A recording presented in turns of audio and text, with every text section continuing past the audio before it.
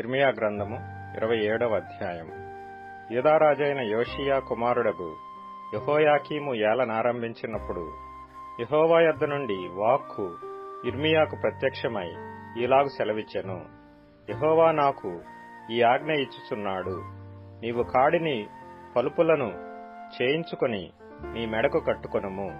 వాటిని యెరూషలేమునకు యూదారాజైన సిద్కియా యొద్దకు వచ్చిన దూతల చేత ఎదోము రాజునొద్దకును, మోయాబు రాజునొద్దకును, అమ్మోనీయుల రాజునొద్దకును, తూరు రాజునొద్దకును, సీదోను రాజునొద్దకును పంపుము.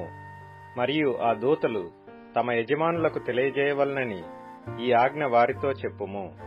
మీరు మీ యజమానులకు తెలియజేయవలనని సైన్యములకధిపతి అయిన ఇశ్రాయేలు దేవుడు సెలవిచ్చినదేమనగా, అధిక బలము చేతను, చాచిన బాహువు చేతను భూమిని, భూమి మీదనున్న నరులను, జంతువులను నేనే సృజించి ఎవరికిచ్చుట న్యాయమని నాకు తోచునో వారికే ఇచ్చుచున్నాను. ఇప్పుడైతే దేశములన్నిటినీ నా దాసుడగు బబులోను రాజైన నెబుకద్రెజరు వశము చేయుచున్నాను. అతని సేవించుటకై భూజంతువులను కూడా అతని వశము చేయుచున్నాను.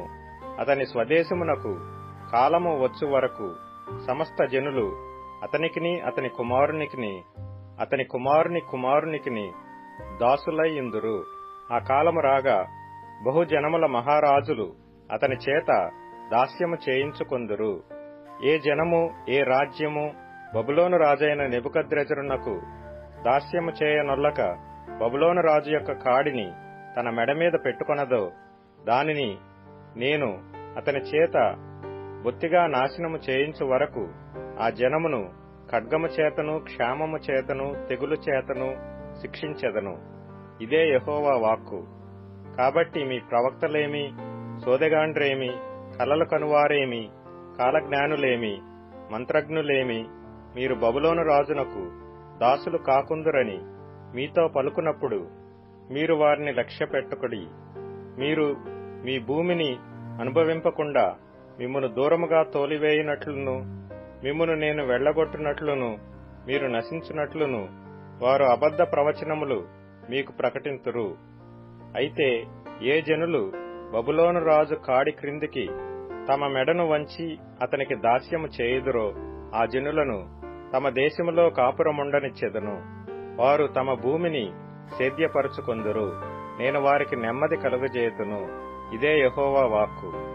నేను ఆ మాటలను బట్టి యూదారాజైన సిద్కియాతో ఇట్లంటిని, బబులోను రాజు యొక్క కాడిని మీ మెడ మీద పెట్టుకొని అతనికిని, అతని జనులకును దాసులైన ఎడల మీరు బ్రతుకుదురు. బబులోను రాజునకు దాసులు కానొల్లని జనుల విషయమై యెహోవా ఆజ్ఞ ఇచ్చినట్లు ఖడ్గము చేతనైనను, క్షామము చేతనైనను, తెగులు చేతనైనను నీవును నీ ప్రజలను చావనేలా.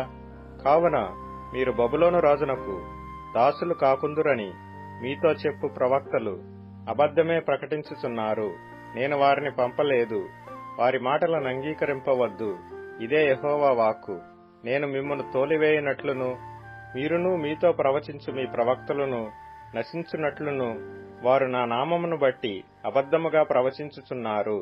మరియు యాజకులతోనూ ఈ ప్రజలందరితోనూ నేను ఈ మాటలు చెప్పితిని. యెహోవా సెలవిచ్చినదేమనగా, యెహోవా మందిరపు ఉపకరణములు ఇప్పుడే శీఘ్రముగా బబులోను నుండి మరలా తేబడునని ప్రవచింపు మీ ప్రవక్తలు మీతో అబద్ధములు చెప్పుచున్నారు. వారి మాటలకు చెవి యొగ్గకుడి, వారి మాట వినకుడి. బబులోను రాజునకు దాసులైన ఎడల మీరు బ్రతుకుదురు.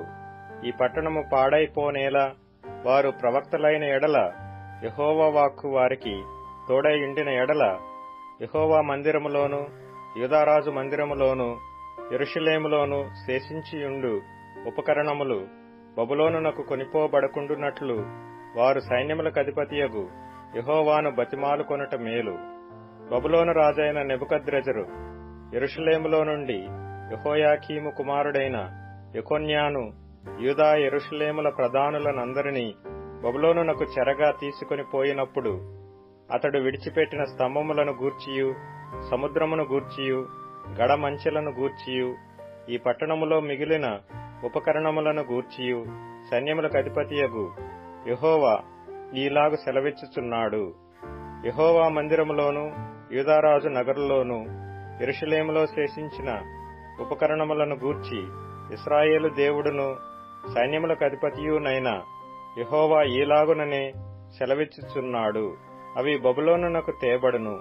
నేను ఆ ఉపకరణములను దర్శించి తెప్పించి ఈ స్థలములో వాటిని మరలా నుంచు కాలము వరకు అవి అక్కడ నుండవలెను. ఇదే యెహోవా వాక్కు.